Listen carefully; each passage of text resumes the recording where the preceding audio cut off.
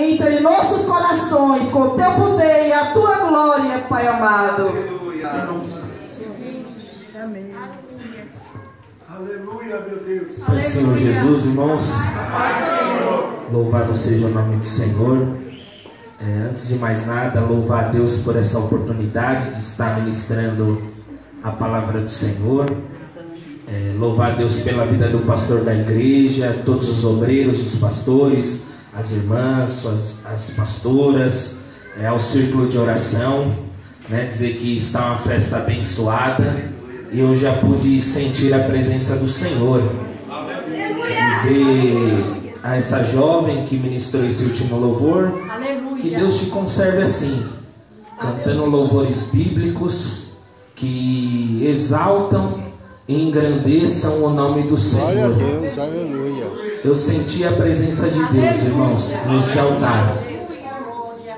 Louvo a Deus pela vida da Isaura, do André, de todas as crianças, que estão aqui, as filhas da Isaura, minhas primas, a minha esposa que me acompanha, e dizer para a igreja que eu estou trêmulo aqui, irmãos, porque é uma responsabilidade muito alta.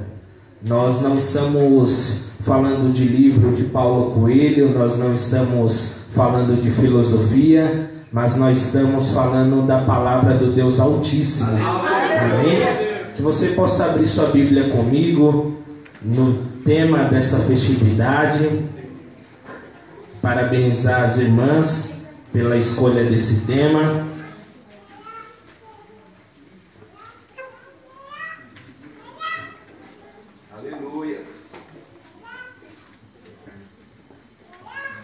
Isaías capítulo 60 diz assim: Dispõe-te, resplandece, porque vem a tua luz, e a glória do Senhor nasce sobre ti. Ainda com a sua Bíblia aberta, vamos ler o capítulo 58 de Isaías. E o primeiro verso e segundo do capítulo 59 diz assim: Clama a plenos pulmões, não te detenhas. Ergue a voz como a trombeta e anuncia ao meu povo a sua transgressão e à casa de Jacó os seus pecados. Mesmo neste estado ainda me procuram dia a dia, tem prazer em saber os meus caminhos. Como o povo que pratica a justiça e não deixa o direito do seu Deus. Perguntam-me pelos direitos da justiça. Tem prazer em se chegar a Deus, dizendo: Por que jejuamos nós e tu não atentas para isso? Por que afligimos a nossa alma e tu não o levas em conta? Eis que no dia em que jejuais, cuidais dos vossos próprios interesses, e exiges que se faça todo o vosso trabalho. Eis que jejuais para contendas e rixas, e para ferirdes com punho iníquo. Jejuando assim como hoje, não se fará ouvir a vossa voz no alto. Seria este o jejum que escolhi? Que o homem um dia aflige a sua alma, incline a sua cabeça como o junco e estenda debaixo de si pano de saco e cinza? Chamarias tu a isto jejum e dia aceitável ao Senhor? Porventura não é este jejum que escolhi, que solte as ligaduras da impiedade, desfaça as ataduras da servidão, deixes livres oprimidos e despedaces todo jugo?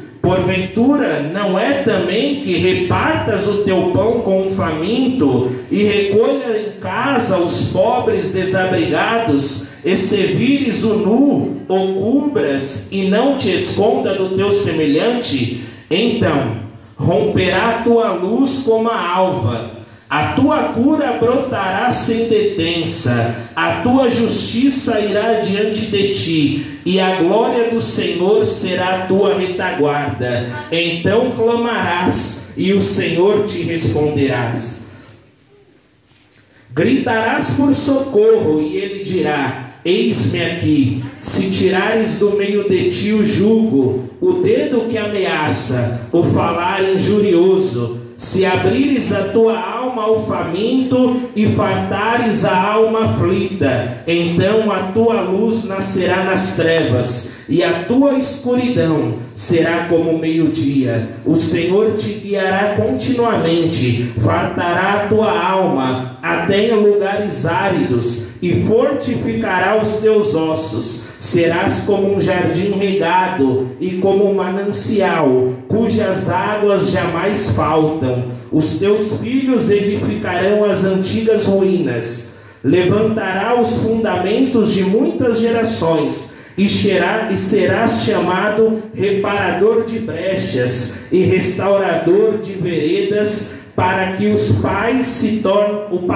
torne habitável. Se desviares o pé de profanar o sábado e de cuidar dos teus próprios interesses no meu santo dia, se chamares ao sábado deleitoso e santo dia do Senhor, digno de honra, e o honrares, não seguindo os teus caminhos, não pretendendo fazer a tua própria vontade, nem falando palavras vãs, então te deleitarás no Senhor, e eu te farei cavalgar sobre os altos da terra, e te sustentarei com a herança de Jacó, teu pai, porque a boca do Senhor o disse. Eis que a mão do Senhor não está encolhida para que não possa salvar, nem surdo o seu ouvido para não poder ouvir, mas as vossas iniquidades fazem separação entre vós e o vosso Deus, e os vossos pecados encobrem o seu rosto de vós, para que vos não ouça. Amém? Amém. Senta com a sua Bíblia aberta, com o seu dedo marcando Isaías 58, 59 e 60. Trago também a todos os pastores a saudação do meu pastor Aguinaldo. Congrego ali na Adebras, Jardim Santo Eduardo, próximo ao Shopping Aricanduva, e estou aqui debaixo de bênção. A igreja recebe a saudação do meu pastor? Amém? Louvado seja o nome de Jesus. Amados irmãos, eu estava buscando uma palavra do Senhor e meditando no que foi orado pelo círculo de oração, porque eu fui ensinado que quando uma igreja ora, quando uma igreja busca e quando Deus dá um tema para um departamento, é porque Deus quer falar nesse tema, porque Deus tem algo para tratar nesse tema. E eu olhei e eu falei: Senhor, que palavra que eu vou levar para o seu povo? E o Senhor me deu esta palavra, Isaías 58, Isaías 59 e Isaías 60. Quando nós olhamos para a vida do profeta Isaías, ou quando nós olhamos para a vida da nação de Israel, vemos que na nação havia diversos ofícios. Havia o ofício de rei, havia o ofício de sacerdote, havia o ofício de levita e havia o ofício de profeta. Quando nós olhamos para a nação, nós começamos a entender que Deus só levanta um profeta quando os sacerdotes e o povo não está dando ouvido à voz do Senhor. Assim aconteceu com Isaías. A palavra do Senhor nos diz que o reino tinha sido dividido, 10 tribos para um lado, 2 tribos para o outro. O povo já não andava mais em união, o povo já não andava mais em comunhão. E Deus começa a analisar, Deus começa a olhar para Israel, para as 10 tribos, levanta muitos profetas como Oséias e diz: olha, Israel abandonou eu, Israel virou as costas para mim, mas eu ainda tenho algo com Judá, porque através de Judá tem o meu servo Davi, e eu fiz uma promessa a Davi, dizendo: ei Davi, virá um que se assentará no trono, e esse governará eternamente. Quando nós olhamos para a vida do profeta Isaías, vemos que a sua função principal era confrontar os líderes, era confrontar os sacerdotes, era confrontar o pecado do povo. E um profeta naquela época não era um profeta que dizia: olha, Deus vai te dar uma casa, Deus vai te dar um carro, Deus vai te dar isso. Não, profeta naquela época era um vidente. Ele olhava para a Escritura, apontava para a Escritura, como o pastor leu em Deuteronômio 28, dizendo: se você andar pela palavra, bem será a sua vida, mas se você desviar o seu pé do caminho do Senhor, acontecerá isso, isso e isso para com a sua vida. Isaías é levantado no capítulo 1, capítulo 2. Isaías vai dizer que o povo parecia basicamente um boi, que o boi na verdade ouvia a voz do seu dono, mas o povo estava com o ouvido tampado e já não conhecia mais a voz do Senhor. E eu orando ao Senhor dizendo: Jesus, mas o que eu vou falar para a tua igreja?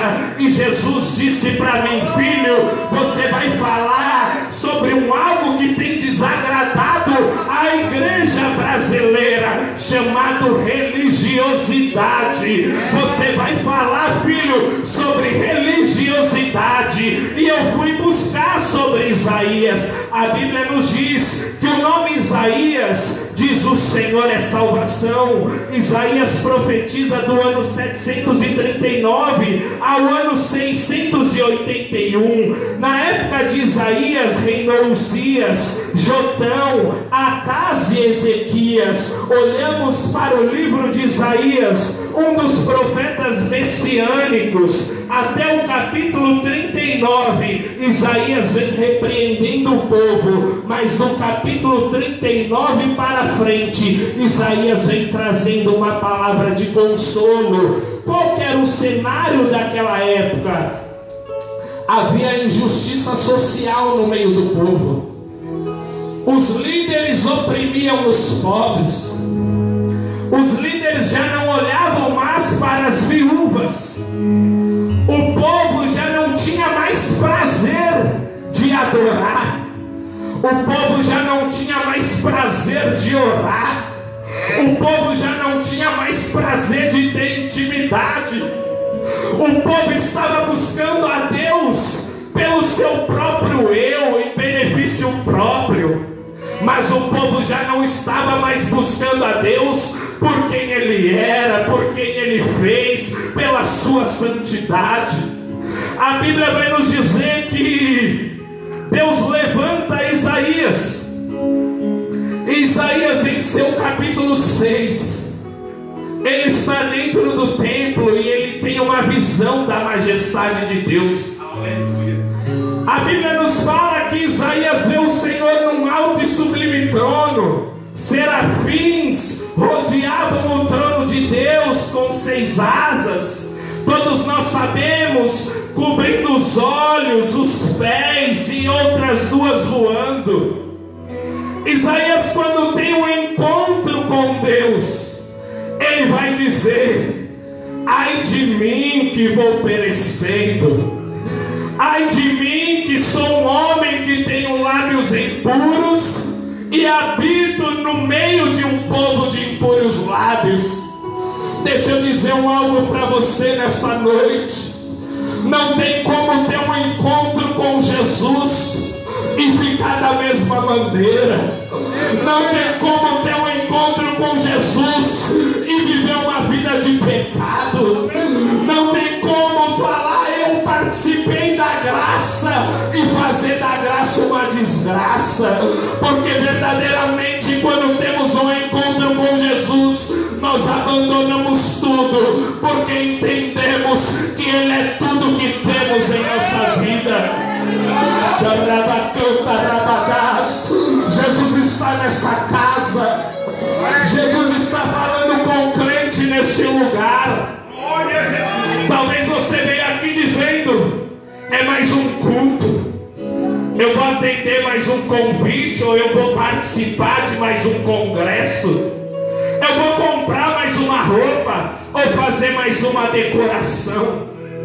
Mas não é isso que Jesus quer da sua igreja. Não é isso que Jesus quer do seu povo.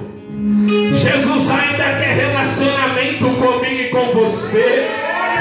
Jesus ainda quer ver você buscando Ele nas madrugadas, você fazendo a obra dele porque o ama e não porque Ele pode te abençoar, te dar isso, te dar aquilo. Porque a maior bênção que Ele te deu foi derramar até a última gota de sangue ali na cruz daquele Calvário. Por isso, meu irmão, abra bem os seus ouvidos. Isaías 58 vai dizer assim, verso 3: Por que jejuamos nós e tu não atentas para isso?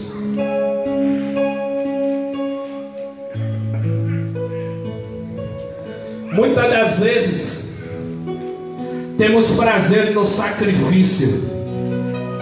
Muitas das vezes achamos que uma campanha de 7, de 21 dias, uma campanha de meses vai trazer algum resultado. Não que isso seja errado, você fazer uma campanha de oração, mas Deus não está à procura de sacrifícios. Deus está à procura de servos obedientes. Deus está à procura daqueles que não são como Saul, homens que tampam o seu ouvido.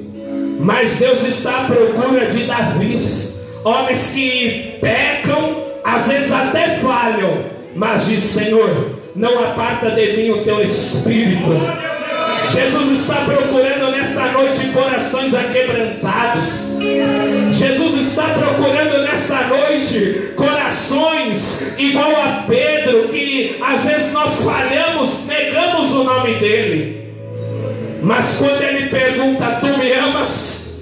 Nós conseguimos olhar para ele e dizer: Jesus, tu sabes que eu te amo, tu sabes que eu vou até o fim por você. Aleluias! Irmãos, a glória de Deus está sobre essa casa. O povo naquela época jejuava porque tinha um dia marcado para eles jejuarem. Só que eles jejuavam de qualquer maneira. Jejum é quebrantamento de alma, quebrantamento de espírito. É quando nós nos abstemos do pão da terra para comermos do pão do céu. É quando nós deixamos a capa de Naamã, mostramos a nossa lepra para ele e dizemos: eu sou isso, eu sou aquilo, só que tem o seguinte, eu quero mudar. O povo jejuava e ainda dizia para Deus: por que não nos responde? Por que oramos tanto e o Senhor não abre os céus? Porque jejuamos e o Senhor não abre os céus? Ou até porque fazemos uma festividade e o Senhor não abre os céus? Às vezes não vemos mais batismo com o Espírito Santo. Por que, Jesus? Às vezes fazemos tanta coisa, tanta obra, tantos eventos, mas as almas já não vêm chorando mais para o altar, não se convertem. O cenário daquela época era esse. Eles jejuavam e queriam cobrar de Deus um algo. E aí Deus levanta Isaías e diz: olha, Isaías, sem essa de querer ser político, sem essa de querer fazer a boa vizinhança, Isaías, clama a alto pulmão e anuncia o pecado do meu povo. Isaías começou a citar a palavra. Isaías começou a dizer: olha, vocês fazem isso, mas tem briga no meio de vocês. Vocês fazem aquilo, mas vocês têm oprimido a viúva. Vocês fazem tudo isso, mas o pobre não tem um pedaço de pão para comer. Vocês estão preocupados com os vossos deleites, com a vossa casa. Só que Deus, ele olha e ele fala: olha, porventura esses jejum que eu escolhi no verso 6, né? E aí ele diz: o jejum que eu escolhi é que soltes a ligadura da impiedade. Sabe o que Deus quer de nós, irmãos, nessa noite? É uma vida santa, é uma vida verdadeiramente consagrada a Ele, é uma vida reta aos olhos do Senhor. Deus está à procura de novos Jós, homens retos, íntegros, e que não só não faziam o mal, mas Jó se apartava do mal. Jó, ele fugia do caminho do mal. Jesus está à procura de novas pessoas assim. Jesus, Deus, ele vai dizer para Isaías aqui, no verso 7, no 6 ainda: desfaças as ataduras da servidão, deixes livres os oprimidos, e despedaces todo jugo. Sabe, irmãos, muitas das vezes as bênçãos em nossa vida ficam retidas porque nós não perdoamos mais, porque às vezes somos injustos com alguém e temos vergonha de chegar na pessoa e falar: irmão, eu te peço perdão, porque eu fui bruto, porque eu fui bruta. Deus, eu te peço perdão, porque eu magoei o meu irmão. É isso que Deus quer falar com a gente nessa noite. Isaías 58:7 vai dizer assim: porventura, não é também que repartas o teu pão com o faminto, e recolhas em casa os pobres desabrigados, e servires o nu, ou cubras, e não te esconda do teu semelhante. Muitas das vezes, igreja, para esse tema acontecer na nossa vida, nós precisamos ser como Neemias. Nós precisamos não só ligar para o nosso irmão e perguntar: tá tudo bem? E aí o irmão desabafar, gente, eu vou orar por você só. Não. Neemias estava num palácio, mas quando ele olhou e ele viu que os muros estavam em ruínas, ele falou: eu vou largar tudo que eu tenho, porque eu vou ajudar o meu povo. Nessa noite Jesus está falando sobre comunhão no nosso meio. Não simplesmente ouvirmos o problema, a dificuldade e falarmos: deixa que ele resolva, deixa com ele, o marido é dela, o problema é dela, o filho dela está na droga, o problema é dela. Não, isso não é evangelho de Cristo. Evangelho de Cristo é nós amarmos o próximo como a si mesmo. Talvez você entrou aqui dizendo: hoje eu vou ouvir uma palavra que eu vou rodar, que eu vou pular. Eu sou pentecostal, irmão, mas eu costumo dizer que um verdadeiro pentecostal, ele anda pela palavra, não só pelo mover, não só pelo balançar, porque um dia você balança, mas se não tiver enraizado na palavra, a tempestade vai vir, o vento vai bater e você vai cair, vai ficar prostrado. Nessa noite, irmãos, Jesus quer tratar com a nossa religiosidade. Jesus quer tratar todas as vezes que vimos no ensaio, simplesmente por um ensaio. Vimos em uma escola bíblica dominical, simplesmente porque o pastor falou: amanhã tem escola bíblica dominical. E Deus não quer mais isso para nós.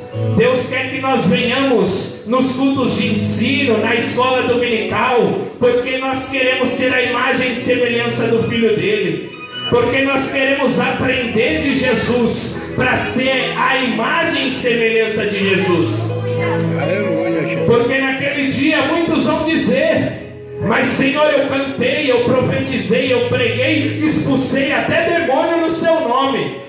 Mas ele vai dizer: apartai-vos de mim, que eu não vos conheço. Mas porque Jesus é doido? Jesus não é onisciente? Ele sabe quem é a pessoa. Só que ele está dizendo para a pessoa: a minha essência, o meu reino nunca esteve dentro de você. Você usava o meu nome para pregar, você usava o meu nome para cantar, mas eu nunca estive dentro de você. O povo estava dessa forma. O povo estava religioso. Amós vai dizer que Deus olha para as festas de Israel e diz que não tinha mais prazer nas festas de Israel. Deus já tinha mandado diversas pragas em Israel, e mesmo assim Israel não acordava. Talvez tenha acontecido muitas coisas na sua vida. O seu casamento talvez não esteja indo bem. Às vezes o seu filho não esteja indo bem. A sua filha não esteja indo bem. E Deus está dizendo hoje pela palavra: é tempo de tirar a religiosidade. É tempo de simplesmente fazer a minha obra sem buscar o autor da obra. É tempo de cuidar do seu casamento. É tempo de cuidar da sua família. É tempo de cuidar da sua vida espiritual. Irmão Rafael, qual que é o remédio para nós? O remédio para nós se chama a cruz do Calvário.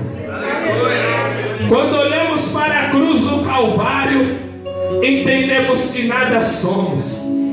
Quando olhamos para a cruz do Calvário, entendemos que não merecemos o céu, mas que fomos chamados pelo céu, porque a graça dele está em nossa vida. Quando olhamos para a cruz do Calvário, vemos que somente ele é digno de abrir os selos. Quando olhamos para a cruz do Calvário, nos prostramos, nos rasgamos na presença dele, e a graça dele vem sobre nós. Talvez você pensou: mas eu vim aqui e ele só está falando isso. Mas Deus, sempre que ele usava um profeta, primeiro ele falava e depois ele trazia a solução. E a solução para a igreja é olharmos para a cruz do Calvário. A solução para a igreja é deixar sobre ele as nossas enfermidades. E que enfermidades é essa? Os nossos pecados. É deixarmos sobre ele os nossos traumas. É deixarmos sobre ele os nossos medos. Que nessa noite você possa entender que você tem um chamado muito grande da parte de Jesus Cristo. Que Jesus Cristo te ama muito e que ele quer curar as suas feridas. Ele quer trabalhar na sua família, no seu casamento. Ele quer trabalhar no meio da igreja. E ele está dizendo: vinde a mim, todos que estáis cansados e oprimidos. Às vezes pensamos que esse convite é só para quem não aceitou Jesus, mas na verdade precisamos ir a ele todos os dias da nossa vida, porque ele é o bálsamo de Gileade. É ele quem cura as nossas dores, é ele quem cura as nossas feridas, é ele quem mostra para nós os nossos pecados e diz: filho, eu posso te libertar, eu posso te salvar, eu posso te curar, eu posso te renovar, porque eu sou o que sou. Se nós precisamos que ele é cura, ele é a cura. Se nós precisamos que ele é a libertação, ele é a libertação. Aleluia. Precisamos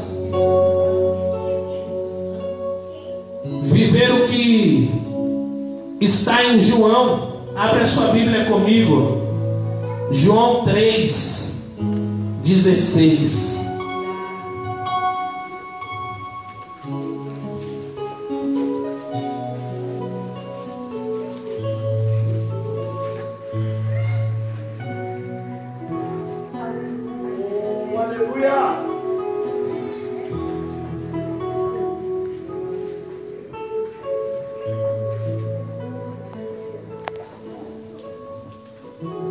vai dizer assim: porque Deus amou o mundo de tal maneira que deu seu Filho unigênito, para que todo o que nele crê não pereça, mas tenha vida eterna.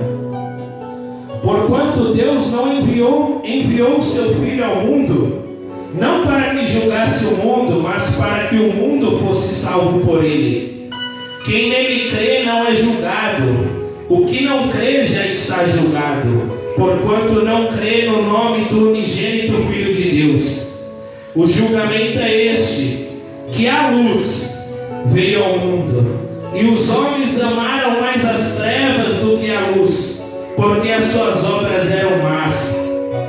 Pois todo aquele que pratica o mal aborrece a luz, e não se chega para a luz, a fim de não serem arguidas as suas obras. Quem pratica a verdade aproxima-se da luz, a fim de que as suas obras sejam manifestas, porque feitas em Deus. E eu estava meditando nesse tema que foi dado pelas irmãs, de levantar e resplandecer. E Deus, Ele me deu algo, dizendo que a nossa vida é como um quarto escuro, em que nós, antes de virmos para Cristo, esse quarto estava rodeado de cortinas. E quem conhece um quarto sabe que o quarto na Bíblia vai dizer que é local de intimidade. Jesus diz isso: quando orares, entra no teu quarto, porque é local de intimidade. E tratando da nossa vida como um quarto, muitas das vezes nós deixamos as cortinas fechadas, porque às vezes há coisas dentro do nosso quarto chamado coração, que nós não queremos mostrar para a luz, que nós não queremos mostrar para Deus e dizer: Deus, está bagunçado, estou amargurado, não consigo mais liberar perdão, não consigo mais olhar para a cara de fulana ou para a cara de ciclano. Só que nessa noite Jesus Cristo está tratando pela palavra, dizendo: eu sou a luz e eu quero entrar nesse quarto. Cabe a mim e a você dizer: eu vou abrir a cortina e vou dizer: Senhor, eu sou falho, eu sou pecador, está mal aqui desse jeito, tenho isso, tenho aquilo. Precisamos às vezes fazer igual Jacó fez no Val de Jabó.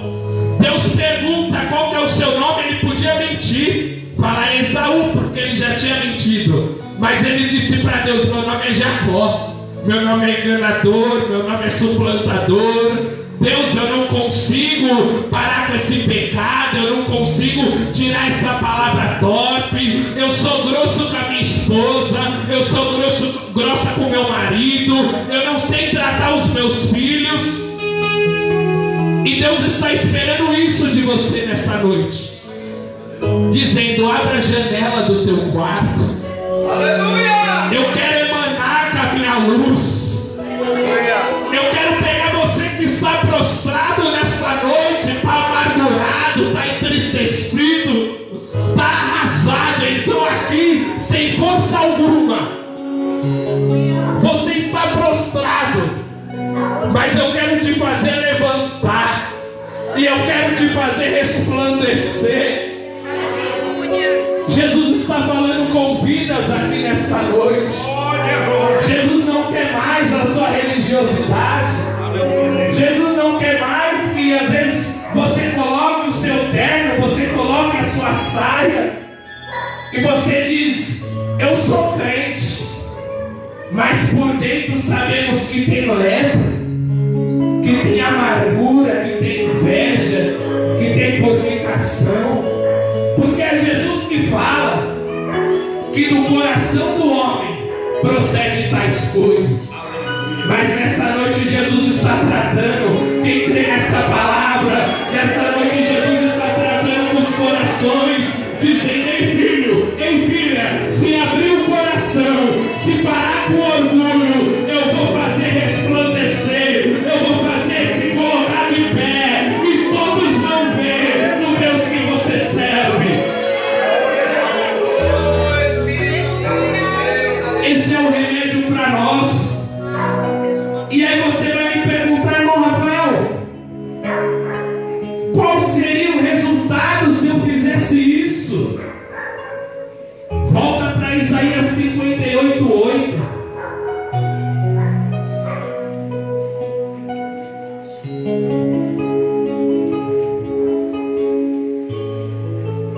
Isaías vai dizer assim: olha, povo, se vocês pararem com a religiosidade, se vocês abrirem o seu quarto escuro para que Deus entre e faça morada.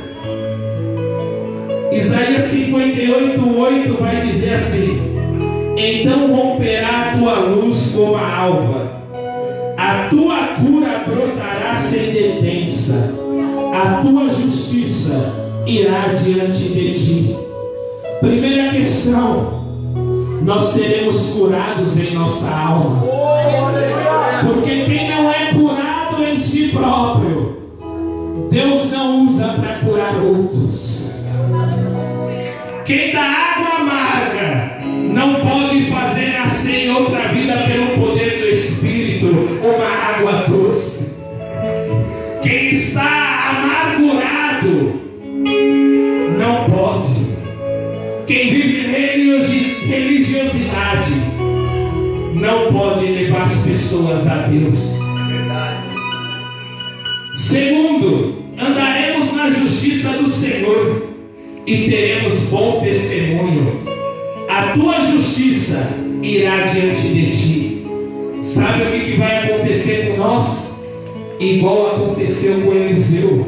Eliseu não precisou pregar para aquela viúva, para aquela mulher, mas a mulher olhou e disse: aí vai um santo homem de Deus. Quando deixarmos a religiosidade, as pessoas olharão para vocês, irmãs, e dirão: aí vai uma santa mulher de Deus. As pessoas olharão para vocês, às vezes com um problema no casamento, e partilharão assuntos com você, porque confia em você. Às vezes as pessoas chegarão em você dizendo: está tudo destruído, mas não é porque você é boa, é porque a justiça do Senhor, a graça do Senhor está dando testemunho sobre a sua vida e dizendo: aí vai uma santa mulher de Deus. Terceiro, 58:9. Então clamarás e o Senhor te responderás, gritarás por socorro e Ele dirá: eis-me aqui. As nossas orações serão atendidas. Os nossos clamores chegarão no trono da graça e Deus olhará e dirá: opa, ali não vai o religioso. Se colocará de pé no trono dizendo: ei filho, eu ouço a sua voz. Ei filho, eu ouço o seu clamor. Quarto, 58:11. O Senhor te guiará continuamente, fartará a tua alma até em lugares áridos e fortificará os teus ossos. Serás como um jardim regado e como um manancial cujas águas jamais faltam. Mesmo em momentos de provações, nós seremos fortes, os nossos ossos serão fortes. Mesmo em meio a um deserto, Deus fará de ti um manancial de águas vivas e um jardim regado pela água que emana do trono de Deus. E o último tópico, 58:12. Os seus filhos edificarão as antigas ruínas, levantará os fundamentos de muitas gerações, e serás chamado reparador de brechas e restaurador de veredas, para que o país se torne habitável. Sabe aquele lar conturbado? Sabe aquele lar onde o filho já não senta mais com o pai, com a mãe na mesa, aonde é só o WhatsApp, Facebook, aonde o filho às vezes está com depressão e já não consegue mais se abrir com o pai, com a mãe? Já não vai ser dessa forma, porque as ruínas serão edificadas. As suas gerações serão bênçãos na mão do Senhor. Os seus filhos serão bênçãos na mão do Senhor, quando nós deixarmos a religiosidade de lado. E aí eu pergunto para você, e já finalizo a mensagem que Deus me deu: Você vai abrir o seu quarto para Jesus hoje? Aleluia! Você vai mostrar para Jesus aonde está doendo? Aonde você tem jogado aquela sujeirinha para debaixo do tapete? Você vai mostrar para Jesus quem é você e dizer: Jesus, eu sou esse aqui, eu sou essa aqui. Me cura, me transforma. Eu quero ser um vaso novo. Eu não quero ser um vaso que tenha teia de aranha, mas eu quero ser um vaso que o azeite desce até transbordar. Talvez você já sente saudade de quando Jesus falava com você, de quando você chorava na presença de Deus. Abra o seu coração para Jesus hoje. Aleluia. Deixe a religiosidade. Mulher, ame o seu marido. Marido, ame a sua esposa. Filhos, obedeçam vossos pais. Vivamos em harmonia, porque às vezes fazemos tanto a obra, mas esquecemos de cuidar da nossa própria casa. Às vezes já não temos mais uma comunhão com a família, porque queremos estar na obra,